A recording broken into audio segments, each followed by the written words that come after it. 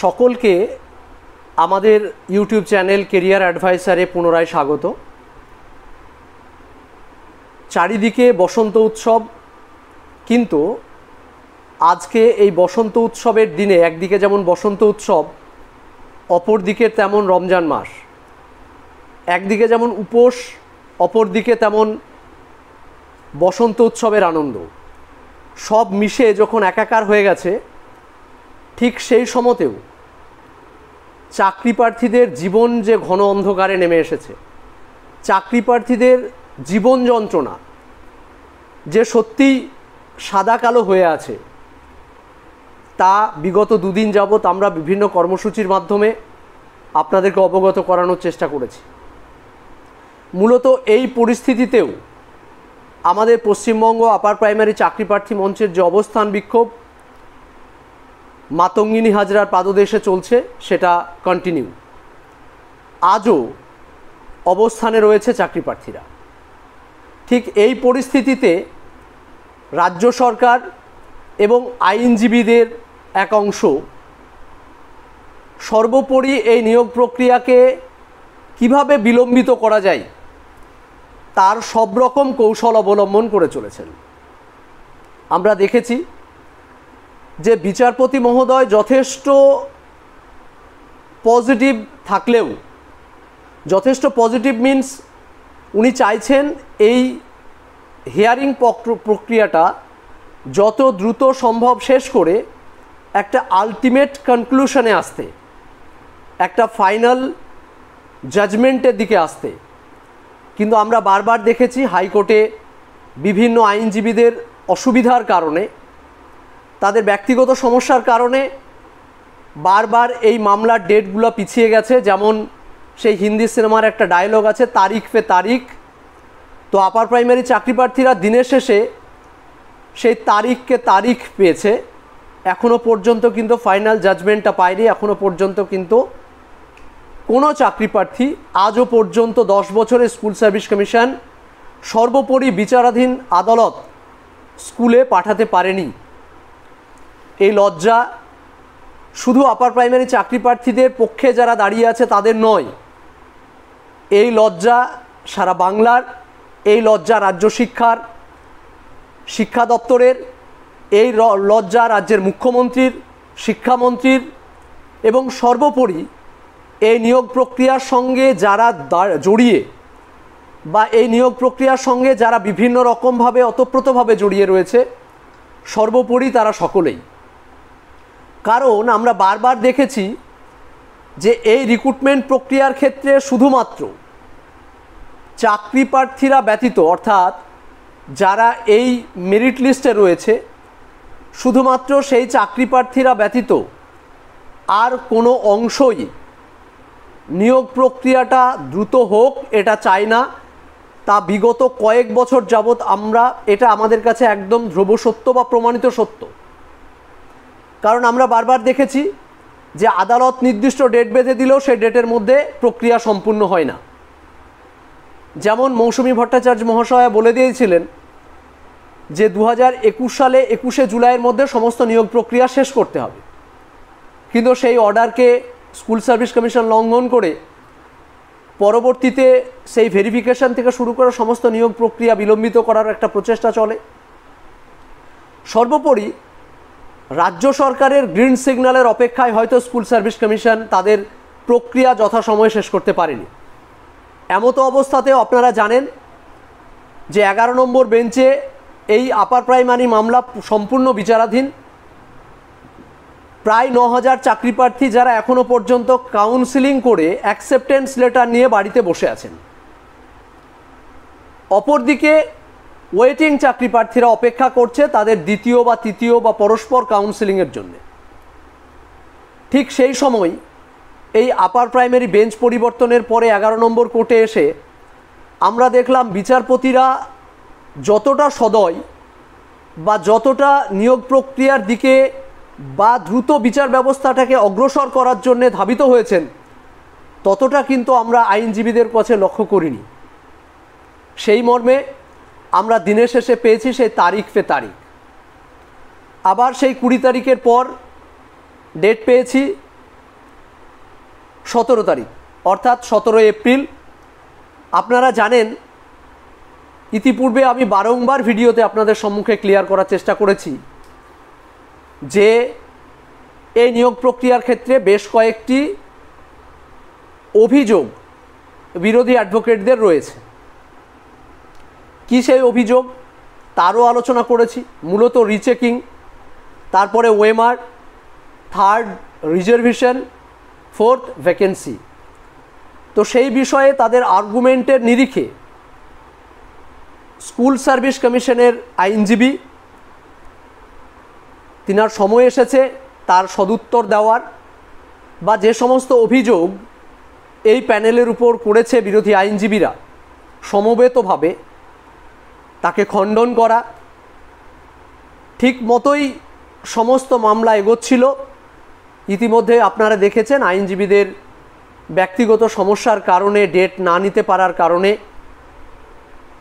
অপরদিকে 1 তারিখ থেকে নিয়ে 15 তারিখ পর্যন্ত এপ্রিলের বিচারপতি মহোদয়দের সার্কিট বেঞ্চে মামলা থাকার ফলে আমরা সে ডেট পাইনি। ফলে আমরা ডেট পেয়েছি 17 এপ্রিল। 17 এপ্রিল নির্দিষ্ট সময়ে হয়তো হিয়ারিং হবে, আমরা যতটুকু এখনো পর্যন্ত জানি। তো আশা করব সেই দিন যেন ভালো কিছু হয়। তার কারণ আপনারা জানেন ম্যাক্সিমাম উত্তর কিন্তু স্কুল সার্ভিস কমিশন ইতিমধ্যে দিয়ে দিয়েছেন।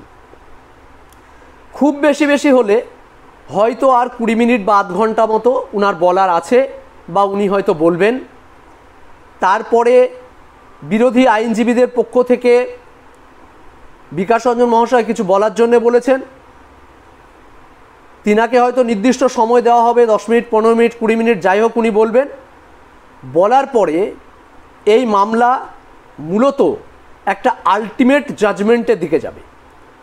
অর্থাৎ আমাদের স্কুল সার্ভিস কমিশনের আইনজীবী এস.এন. মুখার্জি বলার পর, মানে এস.এন. মুখার্জি সাহেব বলার পর পরবর্তীতে যদি কোনো ক্রসিং বা কোনো কিছু উনার উত্তরের পর যদি কারো কোনো জিজ্ঞাসা থাকে, তাহলে মোস্ট সিনিয়র আইনজীবী হিসাবে অন্য প্রান্তের যে আইনজীবী মনে করবেন বলবো, তিনি হয়তো বলার চেষ্টা করবেন। এবার এই ক্ষেত্রেটা দেখা যায় যে বিচারপতিদের সম্পূর্ণ সদিচ্ছার উপর নির্ভর করে।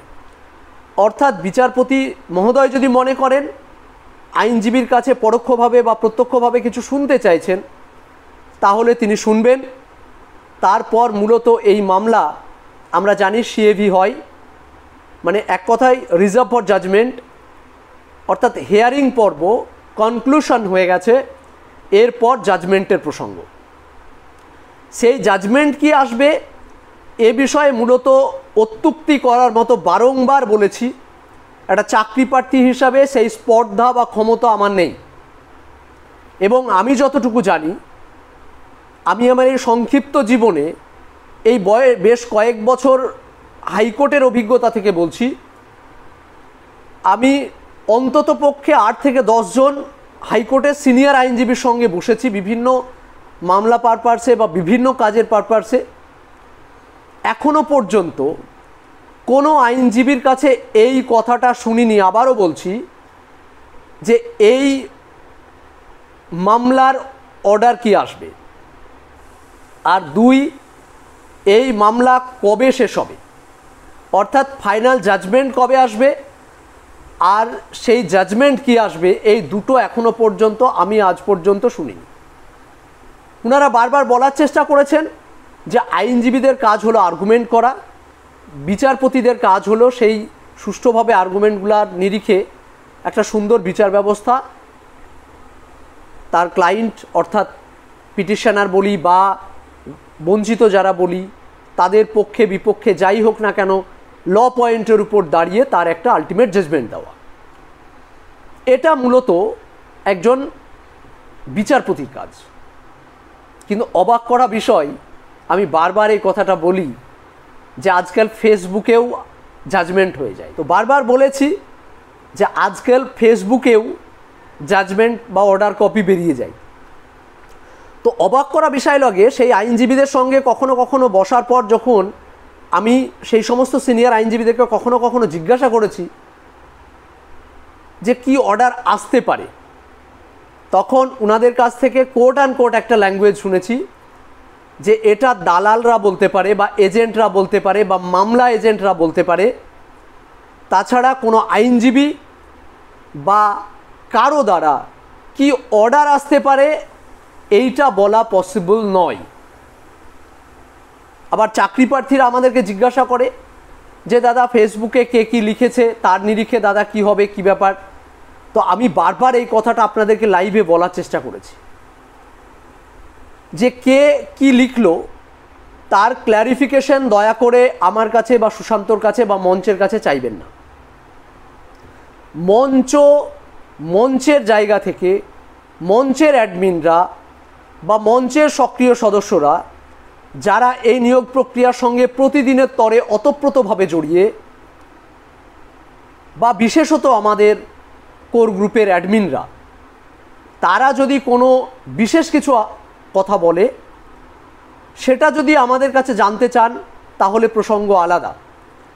কিন্তু একজন সাধারণ চাকরি প্রার্থী সে কি হোয়াটসঅ্যাপে বলল, কি ফেসবুকে বলল, তার নিরিখে ক্ল্যারিফিকেশন দয়া করে পশ্চিমবঙ্গ আপার প্রাইমারি চাকরি প্রার্থী মঞ্চের কাছে চাইবেন না।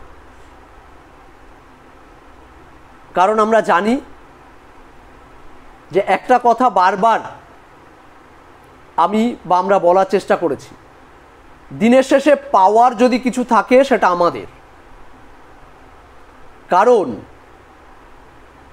যতগুলা চাকরি প্রার্থী এখনো পর্যন্ত কাউন্সেলিং অ্যাটেন্ড করেছে তারা প্রত্যেকে নিজের যোগ্যতায় সমস্ত কিছুর বারবার ভেরিফিকেশন করার ফলে যে অবস্থানে তারা অবস্থান করছে তার নিজের যোগ্যতার ফল। সেই জায়গায় দাঁড়িয়ে কোনো এ বিষয়ে ডাউট নেই যে যারা কাউন্সেলিং করে বসে আছে তারা স্কুলে যাবে। অর্থাৎ একবার দেখুন, যেমন আমরা ইতিপূর্বে যখন মেরিট লিস্ট প্রকাশ হয়েছিল তখন আমরা ছিলাম, আবার যখন 14,000-এর উপর 14,339 ভ্যাকেন্সির উপর আবার নতুন করে ইন্টারভিউ কল হলো তখন আবার আমরা আছি। অর্থাৎ যতবার বা যেভাবেই হোক না কেন আমরা ফাইনালি থাকছি। অতএব দুশ্চিন্তা করার কোনো কারণ নেই। এক, আর দ্বিতীয় কথা যেটা বলার, যে আগের যে প্যানেলটা ক্যান্সেল হয়েছিল সেই প্যানেল ক্যান্সেলের ফলে কারণ হিসাবে বিচারপতি মহোদয় বা বিচারপতি মহাশয়া বেশ 6খানা কারণ দর্শিয়েছিলেন। আপনি নিজে ভাবুন, সেই 6খানা কারণের মধ্যে একটা কারণও এই প্যানেল লিস্টে রয়েছে? Yes or not? আপনি নিজের কাছেই তার উত্তরটা পেয়ে যাবেন। অতএব এ বিষয়ে কোনো রকম বিচলিত হওয়ার কিছু নেই। কে ন্যাশনাল ব্র্যান্ডের গাঁজা খেয়ে কে কি বলল তার উপর আমাদের কিচ্ছু আসে যায় না, বা বিচার ব্যবস্থার কিচ্ছু আসে যায় না। মার্কেটে খরিদ্দার ধরার জন্য অনেক সময় অনেক কিছু বলতে হয়। অবাক করা বিষয় একটা কথা জিনিস লক্ষ্য করি, যে বিচারপতির নয় একজন আইনজীবীর কাছে পরামর্শ যদি আমরা নিতে যাই কোনো মামলা সংক্রান্ত বিষয়ে, তাহলে আমরা দেখেছি যে আইনজীবীদের কাছে কনফারেন্স ফিস দিতে হয়। অর্থাৎ উনি মামলাটা নেবেন কি না বা মামলাটার গ্রাউন্ড কি আছে সেই সব বিষয়ে ডিসকাশন করে ফাইনালি আপনাকে বলবে এটার উপর মামলা রেজিস্টার করা যাবে কি না, এইটুকু বলার জন্য তার কনফারেন্স ফিস লাগে।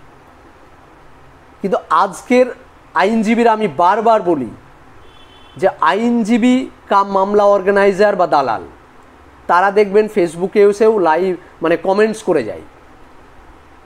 তো বলুন, আইনজীবীদের কখনো এই লেভেলে নামার মতো সময় আছে? নেই। যারা আইনজীবী, বারবার বলছি, যারা আইনজীবী তাদেরকে আপনি দেখবেন না কোনোদিন রেসপন্ডেন্ট বা কোনো পিটিশনার পক্ষ হয়ে একটা ইন্ডিভিজুয়াল মামলা, যে মামলাটায় নিজে আর্গুমেন্ট করে মামলাটা অর্ডার বার করে নিয়ে এসছে, আমার অন্তত জানা নেই। বা যদি কারো কাছে এরকম লাইভ স্ট্রিম থেকে থাকে আমাকে একটু দেখাবেন, আমি অন্তত দেখতে চাই। অতএব সেই সমস্ত বিষয়ে কে কি আর্গুমেন্ট করলো, আমাদের কাছে কে কি লিখলো, কে কি বললো, আমি অন্তত বলি পশ্চিমবঙ্গ আপার প্রাইমারি চাকরি প্রার্থী মঞ্চের চাকরি প্রার্থীরা এ নিয়ে সামান্যতম বিচলিত হওয়ার কোনো কারণ নেই। এবার আসি আপার প্রাইমারি সেকেন্ড কাউন্সেলিং নিয়ে অনেকে প্রশ্ন করেছেন যে দাদা আপার প্রাইমারি সেকেন্ড কাউন্সেলিং কবে হবে। বারবার আপনাদেরকে বলেছি যে মামলা চলাকালীন এই মুহূর্তে স্কুল সার্ভিস কমিশন হয়তো আপার প্রাইমারি রিলেটেড কোনো কাজ হয়তো করতে চাইছেন না, কারণ বিচারাধীন বিষয় সেহেতু এই বিষয়ে অতিরিক্ত আর পদক্ষেপ হয়তো উনি অগ্রিম নিতে চাইছেন না। চাইছেন হয়তো একটু এই মামলার আলটিমেট জাজমেন্ট কি আসছে, আলটিমেট অর্ডার কি আসছে, সেইটা দেখে নিয়ে তার নিরিখে সিদ্ধান্ত নিতে।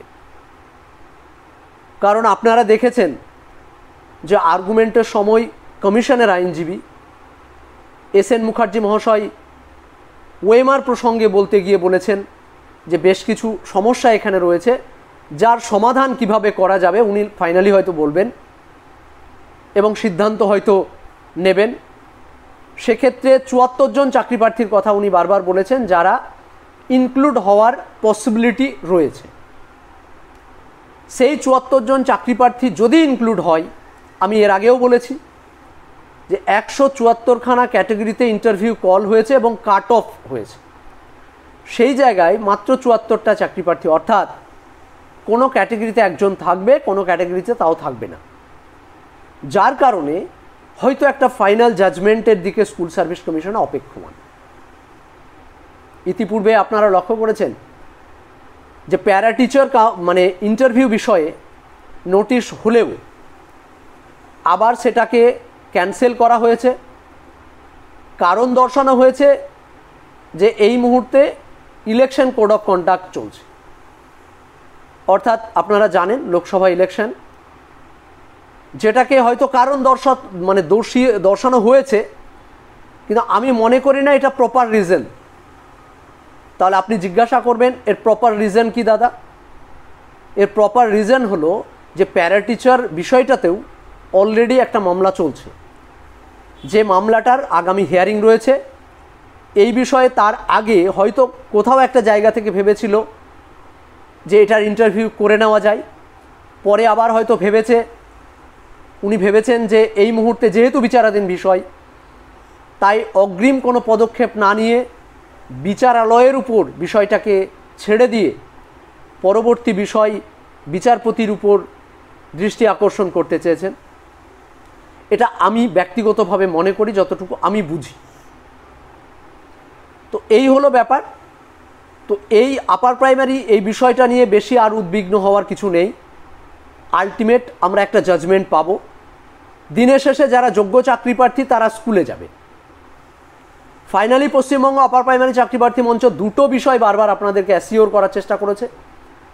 এক, যত দ্রুত সম্ভব স্কুল সার্ভিস কমিশনের দ্বারা পশ্চিমবঙ্গ আপার প্রাইমারি চাকরি প্রার্থী মঞ্চ যোগ্য চাকরি প্রার্থীদেরকে স্কুলে পাঠাবে।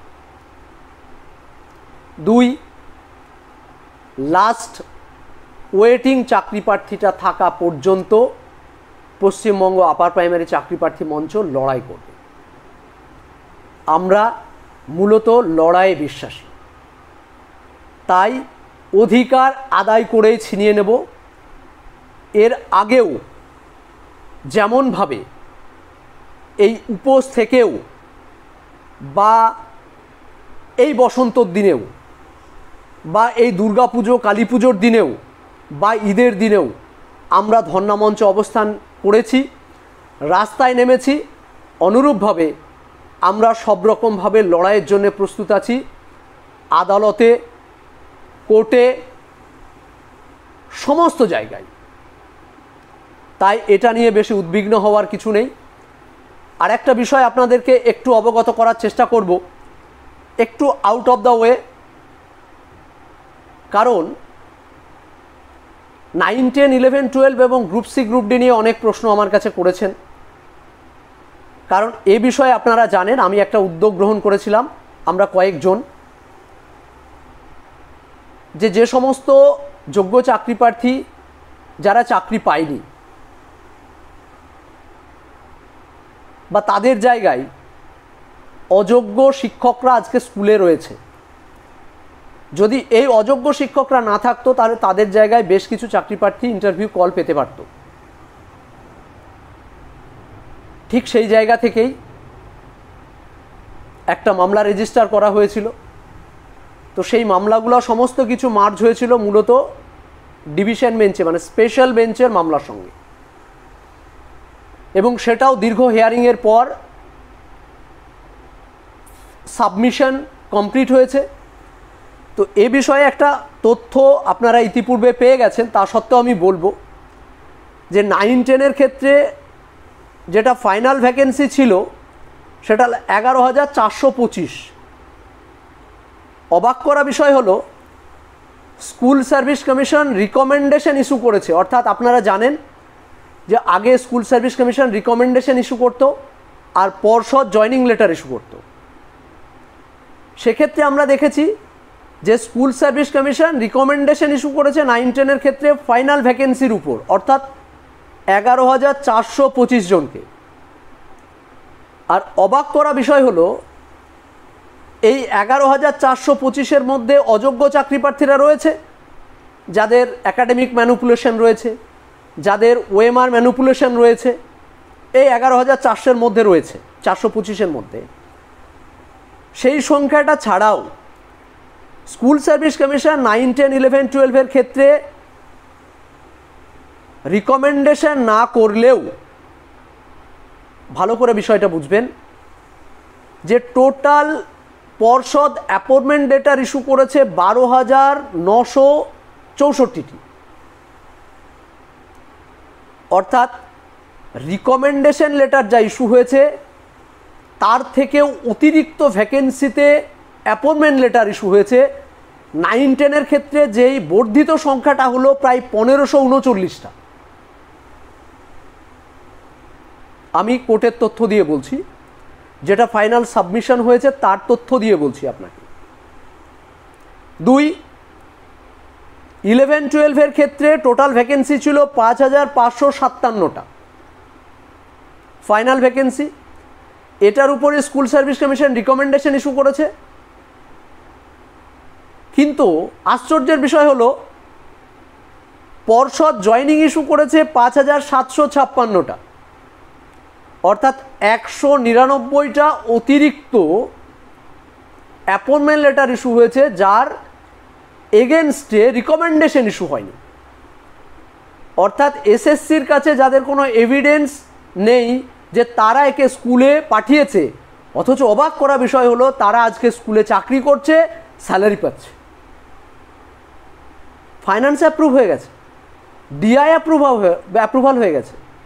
কেমন শুনে কেমন অবাক লাগছে না? এই ভুতুড়ে শিক্ষক আজকে স্কুলে স্কুলে রয়েছে। সেই সংখ্যাটা কত? 199। আমি বারবার বলছি যে এই বর্ধিত সংখ্যাটা কিন্তু ওএমআর ম্যানিপুলেশন বা একাডেমিক ম্যানিপুলেশন নয়। এইগুলা হলো সেই সমস্ত চাকরি প্রার্থী যারা শুধুমাত্র অ্যাডমিট পর্ষদকে পাঠিয়েই অ্যাপয়েন্টমেন্ট লেটার হাতিয়ে নিয়ে বাড়ি চলে এসছে এবং ডিআই অ্যাপ্রুভাল দিয়ে তাদেরকে ফাইন্যান্স অ্যাপ্রুভাল দিয়ে বেতন পাচ্ছে, স্কুলে রয়েছে অলরেডি 4-5 বছর ধরে। এই সংখ্যাটা যদি আমি গ্রুপ ডির ক্ষেত্রে ধরি তাহলে 3,881, যেটা ফাইনাল রিকমেন্ডেশন ইস্যু করেছে। এই group C group D recommendation issue করতো সেই সময় মূলত রিজিওনাল অফিসগুলো। তো তারা যে রিকমেন্ডেশন ইস্যু করেছে তারা হলো 3,881। অবাক করা বিষয় হলো স্কুলে জয়নিং হয়ে গেছে কত জানেন? 4,450, অর্থাৎ 669 জন গ্রুপ ডি স্টাফ রয়েছে যাদের রিকমেন্ডেশন এসএসসি ইস্যু করেনি, অথচ পর্ষদ তাদের জয়নিং লেটার ইস্যু করেছে। সবই কল্যাণময় বন্দ্যোপাধ্যায়ের কল্যাণে। যাই হোক, তিনি এখন শ্রীঘরে রয়েছেন। আরও একটা বিষয় তথ্য দিই, গ্রুপ সি যেটা রিকমেন্ডেশন ইস্যু হয়েছে 2,067টি সর্বমোট, অথচ জয়নিং লেটার ইস্যু হয়েছে 2483টি, অর্থাৎ 416টি group C staff appointment letter পেয়েছে যাদের রিকমেন্ডেশন রিজিওনাল অফিস করেনি। ভাবতে পারছেন? এই সর্বমোট সংখ্যা একদিকে যেমন রয়েছে, অপরদিকে যে সংখ্যাতে রিকমেন্ডেশন ইস্যু করেছে স্কুল সার্ভিস কমিশন, আবারও বলছি ভালো করে শুনুন, যে সংখ্যাতে রিকমেন্ডেশন ইস্যু করেছে স্কুল সার্ভিস কমিশন এফিডেভিট দিয়ে বলছেন যে 8,500 টিচিং এবং নন টিচিং স্টাফ রয়েছে যারা ইল্লিগ্যাল অ্যাপয়েন্টেড, অর্থাৎ যাদের রিকমেন্ডেশনটা ইল্লিগ্যাল। এবার আপনাকে এক্স্যাক্ট ফিগারে আমি নিয়ে আসি। তাহলে রিকমেন্ডেশন ইস্যু হয়েছে ফাইনাল ভ্যাকেন্সির উপর, অতিরিক্ত যে অ্যাপয়েন্টমেন্ট লেটার ইস্যু হয়েছে সেটা কিন্তু আলাদা, তার তথ্য কিন্তু স্কুল সার্ভিস কমিশনের কাছে নেই। তাহলে স্কুল সার্ভিস কমিশন যে তথ্য দিচ্ছেন সেই তথ্যটা হলো 8,500, আর স্কুল সার্ভিস কমিশনের তথ্যের বাইরে যে আমি সংখ্যাগুলো আপনাকে ইতিপূর্বে শোনালাম তা প্রায় 1,500 প্লাস, 1,500 প্লাস বলছি, তা প্রায় 2,500 প্লাস। তাহলে টোটাল সংখ্যাটা দাঁড়াচ্ছে প্রায় 11,000 প্লাস। অর্থাৎ এই 11,000 চাকরি যারা ইল্লিগালি অ্যাপয়েন্টেড স্কুলে রয়েছেন। আমি বললাম আমি একজন চাকরি প্রার্থী, আইনজীবীও নই আর বিচারপতিও নই, তাই আগাম আর্গুমেন্ট করার সাধ্য ক্ষমতা আমার নেই।